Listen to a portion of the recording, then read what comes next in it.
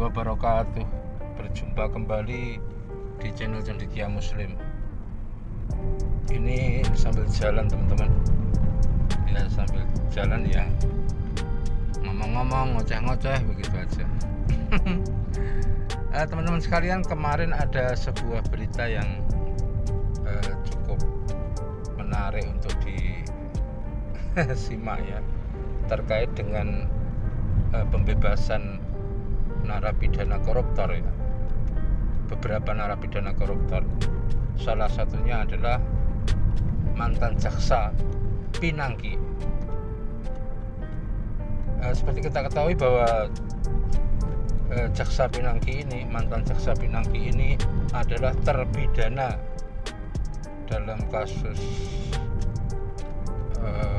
terkait dengan Joko Chandra ya. Kemudian soal Cesi Bank Bali kalau nggak salah. Yang bersangkutan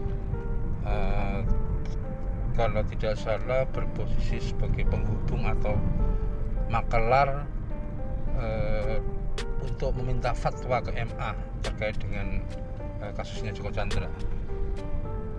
Dan singkat cerita, jaksa Pinangki divonis 10 tahun penjara oleh pengadilan negeri ya. Sebelumnya JPU menuntut jaksa Pinangki itu 4 tahun penjara. Jadi tuntutan yang cukup ringan lah, 4 tahun penjara dengan kasus korupsi yang seperti itu ya. Karena kita ketahui bahwa keuntungan yang didapat ya, kalau dalam bahasa hukum itu menguntungkan diri sendiri itu sesuai dengan informasi yang beredar itu sampai ratusan ribu dolar ya, miliaran begitu. Dengan kasus seperti itu dan sebagai seorang aparat penegak hukum saat itu hanya dituntut 4 tahun penjara. Kemudian divonis 10 tahun penjara. Atas vonis tersebut jaksa Pinangki mengajukan banding. Ketika jaksa Pinangki mengajukan banding, vonisnya berkurang dari 10 tahun menjadi 4 tahun. Atas vonis pengadilan tinggi, jaksa Pinangki menerima, dan tentu JPU juga logiknya ya menerima, tidak melakukan kasasi karena tuntutannya 4 tahun. Ketika tuntutannya 4 tahun, tentu ketika vonisnya sudah sama dengan tuntutan, tentu tidak dilakukan upaya hukum lain. Dan kemarin pada tanggal 6 September yang bersangkutan dinyatakan bebas bersyarat ya. Karena memang dalam aturan pembebasan bersyarat itu setidaknya harus sudah menjalani 2/3 dari masa tahanan.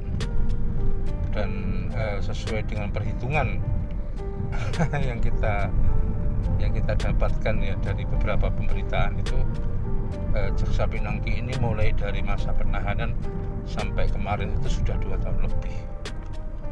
Itu teman-teman update berita sambil jalan-jalan ya. Jadi kadang-kadang memang aneh hukum di Indonesia ini. Dalam kasus-kasus tertentu ya, bukan ngomongin kecil besar ya, dalam kasus-kasus tertentu yang sebenarnya tidak terlalu menimbulkan kerugian bagi individu maupun masyarakat ya, seperti kabar bohong yang ringan begitu tuntutannya luar biasa tingginya ya, seperti yang terjadi pada Habib Rizik, kemudian kepada dulu Ratna Sarumpait. Kemudian ada kasus-kasus lain yang vonisnya itu ya lumayan tinggi lah. Tetapi ini dalam kasus korupsi yang katanya extraordinary crime dan dilakukan oleh penegak hukum, vonisnya hanya 4 tahun penjara. Dan ketika sudah dijalani 2/3 tentu mendapat pembebasan bersyarat. Itu teman-teman, suka tidak suka itulah yang terjadi. Jadi memang yang bisa kita lakukan semuanya itu keadilan yang sejati itu tidak akan pernah kita temukan di dunia yang bisa dilakukan oleh semua orang, aparat penegak hukum, masyarakat, itu hanya mendistorsi ketidakadilan. Demikian kurang lebihnya, mohon maaf. Assalamualaikum warahmatullahi wabarakatuh.